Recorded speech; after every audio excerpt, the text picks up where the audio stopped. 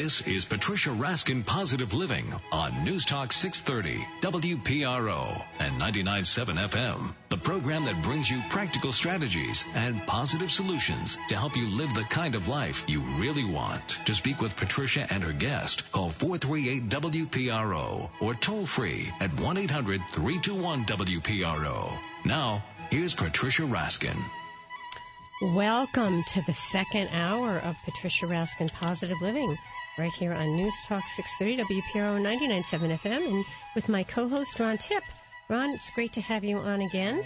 It's really, I know it's really a great show. Yes. This is our second hour. Just want to remind everybody to, if you have an opportunity, to log on to Providence Business News. Yes. And I have an op-ed piece that's in this week. I'm excited about it. Well written. On what I think it is. Thank you, Ron. What I think it is to be positive in business and in the world in general. Now, we have someone on the program who is world-renowned. I'm very fortunate to have him on, really. He is world-renowned. His name is Gay Hendricks. Gay is an internationally famous author, seminar leader, web entrepreneur, and filmmaker. He's the author of more than 20 books. And Ron Tipp is a filmmaker. You're going to have to talk to him, Ron. To talk about. All right. Including 5 national bestsellers. 5 Wishes, which is what we're talking about today, Conscious Loving, Conscious Living, and The Corporate Mystic. He's the founder of 3 organizations, the Hendricks Institute, Foundation for Conscious Living, and Spiritual Cinema Circle. Wow. I know. You have a lot in common with the cinema. And I'm holding Gay's book up in the webcam right now, for those of you who can see it. All right. And it's called 5 Wishes, How Answering One Simple Question Can Make Your Dreams Come True. Welcome, Gay. Thank you. Great being with you again, Patricia. Yeah, thank you. Hi, Gay. Hello there. All right. So what is this one simple question? Yeah. All right. Well, let me tell you the story. I was at a party many years ago, and I was there in the early stages of my relationship with my wife now of 31 years, Katie, and also known as Kathleen on the covers of our books that we've written together. And I met a man at the party who asked me a question, and we were in the library of the house, and I'd kind of sneaked off there to get away from the noise of the party, and he came in there also, and we were browsing through books, and we agreed that we didn't like small talk, and so he said, well, how about some big talk? And I said, okay, and so then he asked me this question, and it really powerfully changed my life, and the question is this. Imagine yourself at the end of your life looking back over your whole life. And imagine if I came to visit you at that time and I said, was your life a success? You'd either say, yes, it was, or you'd say, no, it wasn't. If you said, yes, it was, what would be the one thing that you accomplished or experienced that really made your life a success? And if your life was not a success, then what was the one thing that you would have missed out on that kept your life from being a success? And when he asked me that, it had a very powerful effect on me because I was in my early 30s at the time, and I'd never had a close, lasting relationship. You know, I'd had relationships that had gone on for 6 months or a year or sometimes a couple of years, but I'd never had a relationship that lasted long enough with a woman that I could really say I grew and changed with her over time. Well, when Ed asked me that question, I immediately realized that if this was the last day of my life, I'd have to say, no, my life was not a success because I'd never experienced that lasting, long-term relationship. And so if my life were going to be a success, I needed to create a lasting love relationship with a woman.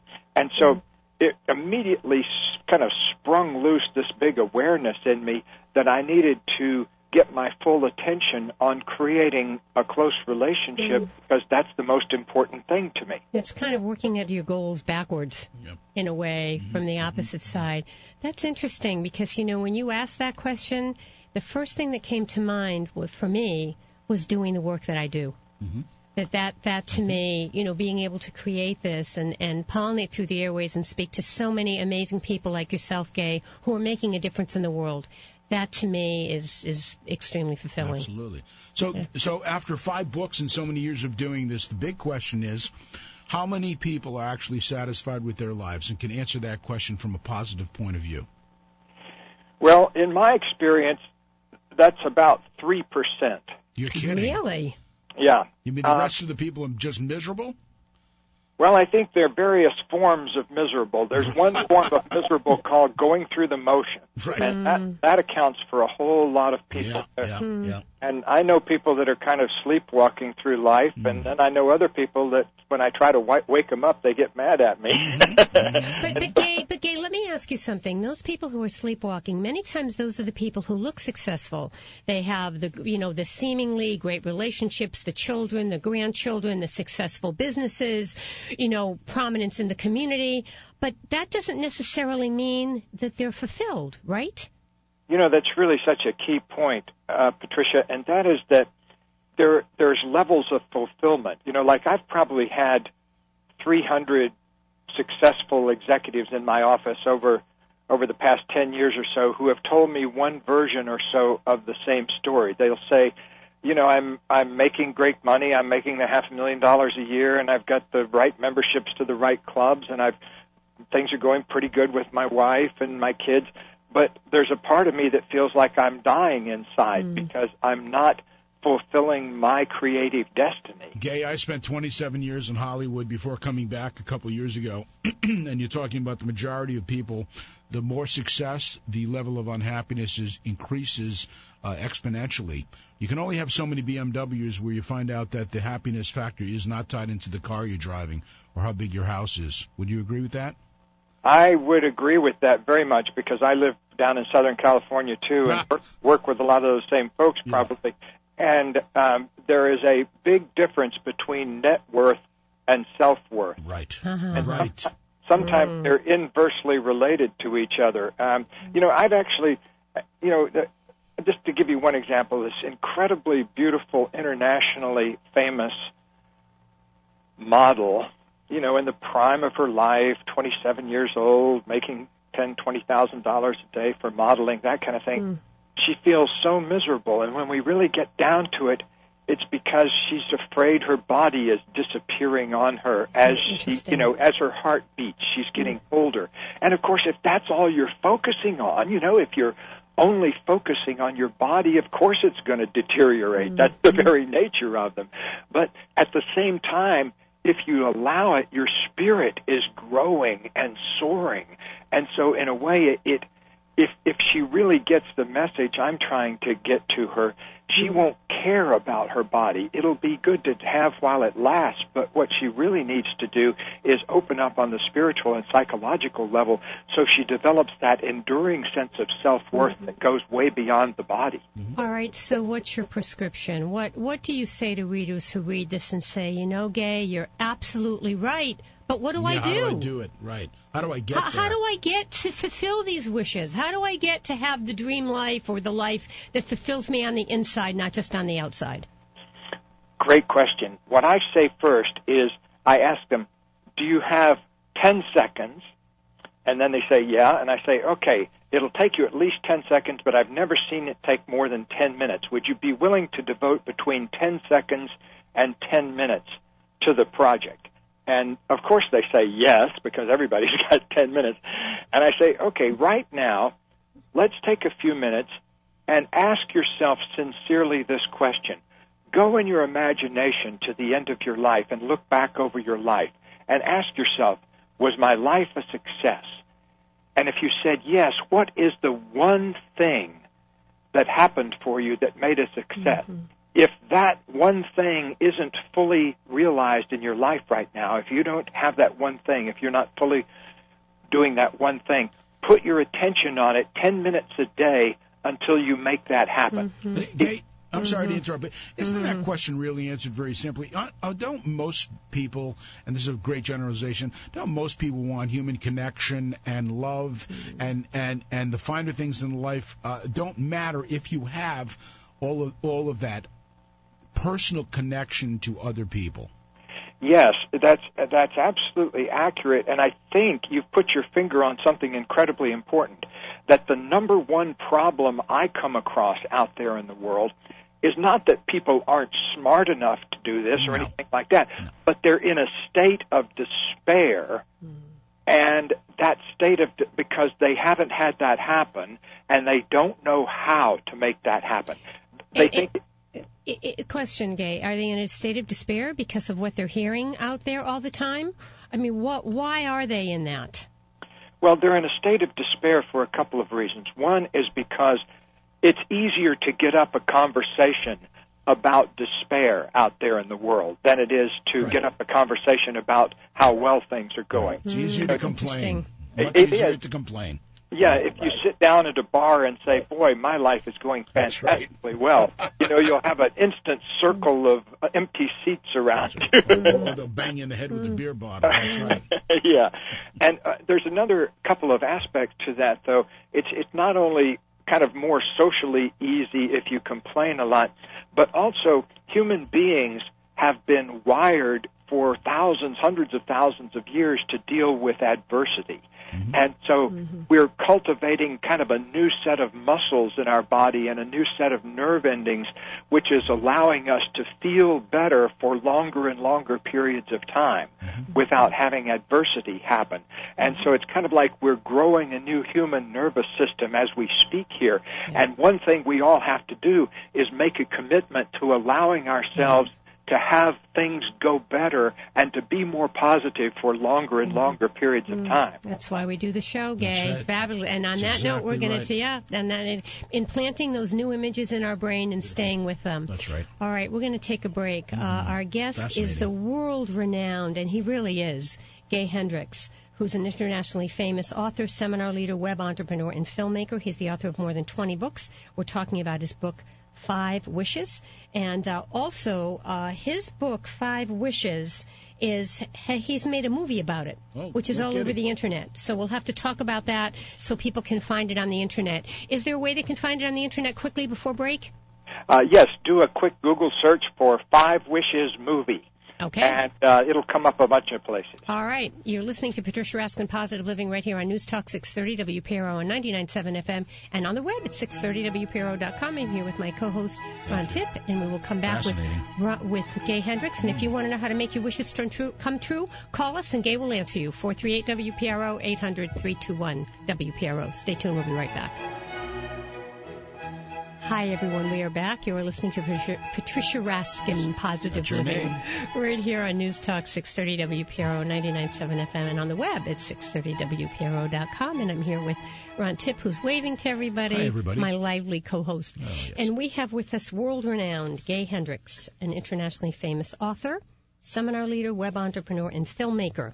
He's the author of more than 20 books, including the national bestsellers 5 Wishes, Conscious Loving, Conscious Living, and The Corporate Mystic. He's the founder of the Hendricks Institute, Foundation for Conscious Living, and Spiritual Cinema Circle. And I've interviewed Stephen Simon, who's also one of the co-founders, which is fascinating. Welcome back, Gay. All right. Tell us again about this movie that people can find about this book, 5 Wishes. Well, Stephen Simon and I have been business partners for many years and produced several things together. And then he and I hatched the idea for the Spiritual Cinema Circle back in 2004, and we're very happy to say that it's still doing great and is out there in about 70 or 80 countries around the world, and most of our members are in the U.S. and Canada, but we have actually 80 countries represented on our lists, and so we're really grateful that we've gotten that many inspirational movies and out. These are inspirational movies, and if people are interested, they go on to Spiritual Cinema Circle, and you can sign up, and you pay so much, and they send you the movies. That's absolutely right. It comes to your house every month on a DVD, and it's really great. I'm very proud of what we've done by that. And you get to keep the movies. You don't have to send them back. Yes, that's right. You keep the movies, and it works out well because we've been able to introduce 50 or 60 great new filmmakers to the world. That's great. Yeah, that may have never been. And Ron, I know your background's in the movie world too, and so. I wanted to mention something. I make a practice. My wife and I, some years ago in our relationship, one of the things we teach in our relationship seminars is how to give appreciations. And you probably have seen the research where healthy relationships have at least 5 spoken appreciations a day in them. And so I make a point. I didn't know that, Gay. I didn't know the number was 5. Yes, you have to have at least 5 a day, and that seems to be what moves the needle into the positive zone there. And that's a thank you. I appreciate what you did. Thank you. You were very kind. That's what you're talking about. And nice shoes. Well, yes, exactly. You've got to comment on the women's shoes. Yeah, and well, I wanted to give you an example of one by giving you two an appreciation. Okay, oh, thank you. Go ahead. Here's a good example of how to do appreciation. It needs to have some detail in it to be a meaningful appreciation. Okay. You just can't say, "I like the way you look," or something like right, that. Right. You need to be a little more specific than that. So here's an appreciation for the two of you. Okay. But Patricia, I know you've been involved in this positive media field, one of the pioneers of that since way back in the early 80s. And that was, and Ron, I know your background in the movie world, and so I wanted to appreciate you not just for doing this show, but for doing it reliably over the years, so it becomes something that people can count on. Thank you. Because Thank you. In our field, there are lots of people that are kind of come and go and come and go and come and go and that kind of thing. But it's been really great for the past 20 or 30 years that your listeners have had somebody reliable that was there for them week in and week out with exactly the same kind of message. And I really think it's the persistence that helps. It's the coming back over and over again. It's that kind of practical commitment that we need more of in the world. Thank you so much, Gay. It's Very true. nice. Thank you. And it's passion. You know, I have 5 P's to success: purpose, planning, passion, persistence, and patience. And I've added prayer to that too. But yeah, but you know, it takes commitment, Gay. It just, I mean, you know that the spiritual cinema didn't just happen. It was many hours and years of you formulating this. And I'm sure you had some failures along the way, but stay with it. You stay. You know, I have to tell you something that I heard, and then Ron, I know you want to say something. That's all right. But I have to tell you something I heard, Gay, and I heard it recently, and it really helped me. The phrase I heard is that successful people are not people who have not failed. They've probably failed more than people who haven't succeeded, but they stayed with it till they succeeded. Right. Never give up. Yeah, that's a really key thing. My wife and I teach in our seminars openness to learning. We call it one of the highest valued qualities there is because, you know, like Buckminster Fuller, I remember toward the end of his life, someone asked him, he was up in his 80s, and he was he was still filing patents and getting patents on different products well up into his 80s. And somebody said, "What accounts for your success?" And he said, "Well, one thing." He said, "I have made more mistakes than any other human being I've ever met." And you know, it's kind of like the automatic pilot on an airplane is the way commitment works. Is you make a commitment to getting somewhere, just like you set the automatic pilot to get from New York to Los Angeles. And then it drifts off course, and it catches itself, and it comes back to center. And then it drifts off the other direction and comes back and recenters itself. And so it gets all the way from New York to L.A. by being wrong most of the time. But it's willing to correct itself. It's willing to catch the drift. Yeah, exactly. You know, I want to say just one quick comment about you said. Go ahead. No, go ahead, and then I know we want to talk about something called relationship catalyst. Yes, but I just want to make one quick comment about what you said when you said those kind things about Patricia and myself, which is that you showed us appreciation, and I think another word for it is you recognized something that somebody has done well. And if we could only recognize more in what our friends, our family, everybody does, would it make for happier people? Right? The lack of recognition is so great, whether it's in the workforce. Am I right, Gay? Yeah, I think that's absolutely right. It's like that old saying about many people are listening to WIFM all the time, which stands for What's in It for Me. Right. And, that's right. We need to tune to a different station there that looks like, how can I contribute to you and myself at the same time? All right, Gay, we have a couple, like 2 minutes or 1 minute. So tell us about this relationship catalyst. Oh, yeah. Well, that's the big thing right now. We just launched a new program online. It has its own special website, relationshipcatalyst.tv. Not .com, but .tv. And the Relationship Catalyst is a new online program that you actually download into your iTunes, and you use it on your computer or iPod. Okay. And it has special music in the background that helps integrate the hemispheres of your brain while you're listening to these new relationship concepts, and it gets them into you at a deeper level, so it shortens the learning time. So instead of taking you a year to learn something, you can get it in 20 minutes. It's really quite remarkable. Okay, Relationship Catalyst. .tv. .tv. RelationshipCatalyst.tv. If you forget that, log on to gayhendricks.com or write to me, PatriciaRaskin.com. I'll get you all the information. Gay, it's been a pleasure. You've got to come on again. You were terrific. All right. Blessings to you both. Yep. Thank you. Stay on the line. Thank you. All right. Gay Hendricks, author of 5 Wishes, internationally known. Next up is Dr. Hani Sabur, board-certified cardiologist in Woonsocket. We're going to talk about heart health in the new year. I've got a All right, question folks, for you're listening to Patricia Raskin Positive Living right here on News Talk 630 WPRO 99.7 FM and on the web at 630WPRO.com.